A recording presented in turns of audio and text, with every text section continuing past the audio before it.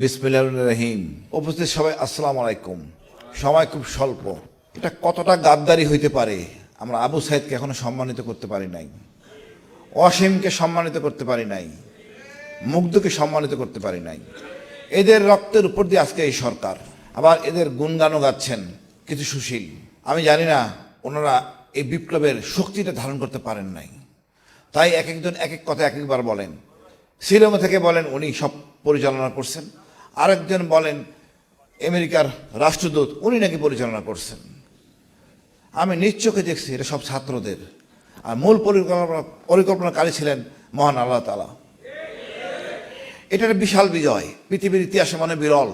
অস্ত্র ছাড়া বিজয়, অস্ত্র ছাড়া বিজয়, হেলিকপ্টারের বিরুদ্ধে, ট্যাঙ্কের বিরুদ্ধে, স্নাইপার রাইফেলের বিরুদ্ধে। আমরা পরীক্ষা দিয়ে সাহসী জাতিতে উপতীর্ণ হয়েছি। এটা যেমন ভারত চায় না, আমাদের সুশীলরাও চায় না। আমাদের দীর্ঘদিন স্বাধীনতার পরের থেকে আমাকে বোঝানো হয়েছে ভারত বিশাল শক্তি, কিন্তু আমরা তা প্রমাণ করছি আমরা আসলে শক্তিশালী জাতি। আমি জানি না বিএনপির সমস্যাটা কোথায়। আমি আমাদের প্রধানমন্ত্রীর কোনো সমস্যা দেখতেছি না। সমস্যা হলো ওনার আশেপাশে উচ্ছিষ্ট লোকগুলি। এই লোকগুলি বিএনপির শত্রু। আজকে জামাতে ইসলামী, বিএনপি দুটাই মজলুম। কোনো রকম বাধা ছাড়া আমরা উন্নতির চরম শিখরে যেতে পারি। কিন্তু দেখেন এই লোকগুলি ব্যাংক নিয়ে কি আবল তাবল কাজ করছে।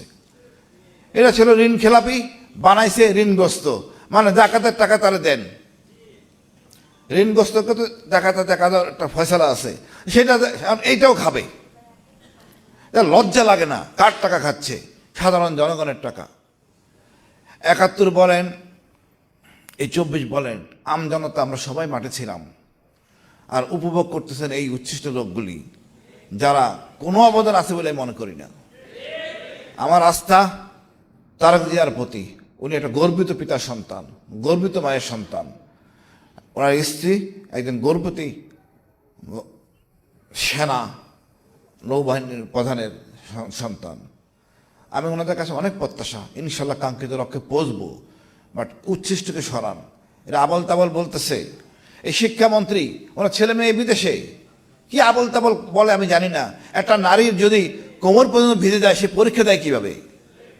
তার মা যাবে, বাবা যায় সাথে আজকালকার দিনে। উনি সেই পুরানো আমলের কনসেপ্ট নিয়ে বসে আছেন। আর ক্ষমা চাইতে অসুবিধা কোথায়? ক্ষমাতে আপনি বড় হন, ছোট হন না। এই ইগো থেকে বেরিয়ে আসেন। আজকে ছাত্র সে আগের দিনে ছাত্র নাই। এটা চরম শক্তি, জেনারেশন, নতুন প্রজন্ম। এদেরকে আপনি আবল তাবল কথা বলে হবে না। আগে আমরা বহু কিছু বলছেন, ৭১ আগেই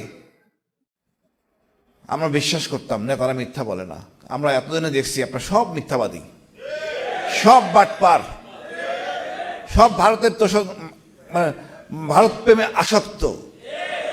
আমাদের এই ধরনের নেতা দরকার নাই।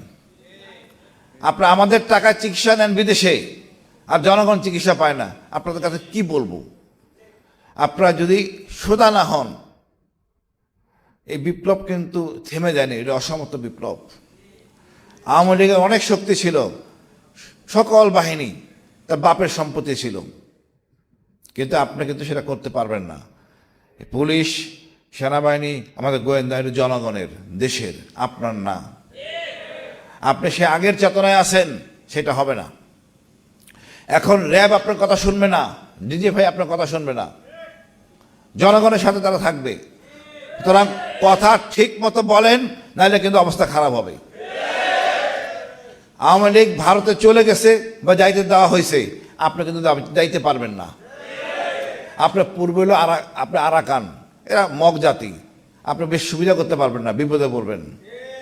একমাত্র পথ খোলা বঙ্গোপসাগর, এইখানে আপনার সাঁতার শিখতে হবে। আমি বলবো আবল তাবল বলার আগে সাঁতার শিখেন।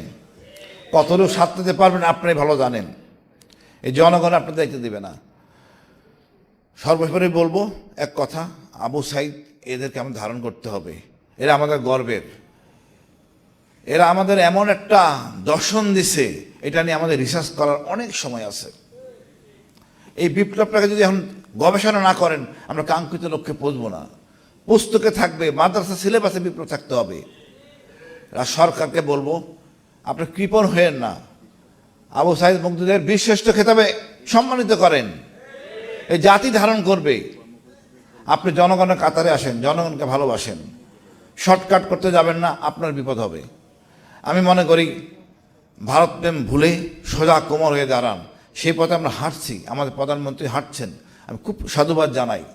আশেপাশে উচ্ছিষ্টদের বের করে দেন, ন্যায় বিচার প্রতিষ্ঠিত করেন। রাষ্ট্র আমাকে কি দেয়? কিছুই দেয় না, আপনার তো সব কিছু নেন, শুধু বাকি আছে এই অক্সিজেন মহান আল্লাহ তাআলা দিচ্ছেন, এইটার উপর ট্যাক্স বসানো, আর কিছু তো নাই। আপনি আমার কি দেন বলেন তো? আমি কিছু পাই না খুঁজে, কেন আমি ট্যাক্স দিব? পুলিশ তো আপনার। আমি একটা চুরি বা কোনো সুবিধাজনক গেলে পুলিশ এমন ভাব করে মনে হয় মহাবিপদে আমি পড়ছি। পুলিশকে সেবক করার জন্য প্রয়োজনীয় ব্যবস্থা গ্রহণ করেন। এই পুলিশ যারা পুলিশে ঢুকে ভালো ছেলে ছিল, সৎ ছেলে ছিল, পুলিশে ঢুকে এরা সব অসৎ, এরা আপনারা বানান।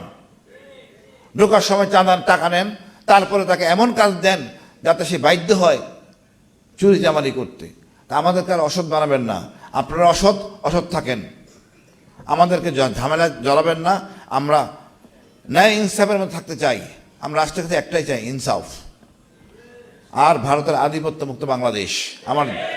আমাদের যা আছে তা নিয়ে চলবো, সেনাবাহিনীকে শক্তিশালী করব, সমাজ জোরে সামরিক প্রশিক্ষণ বাধ্যতামূলক।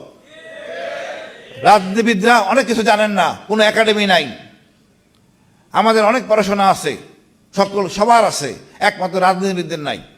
জনগণের ভোট নিয়ে সরাসরি সংসদে চলে যায়, কি বলে ওনারা নিজেরা বোঝেন না। আপনার দেশপ্রেম সৃষ্টি করতে হবে, আপনার অর্থনীতি বুঝতে হবে, জিও পলিটিক্স বুঝতে হবে। কোনো একাডেমি নাই, এটা একমাত্র বাংলাদেশ। প্লিজ আপনার রাজনীতিবিদদের একটা শিক্ষার আয়তে আনেন। আপনাদের অশেষ ধন্যবাদ। আসসালামু আলাইকুম।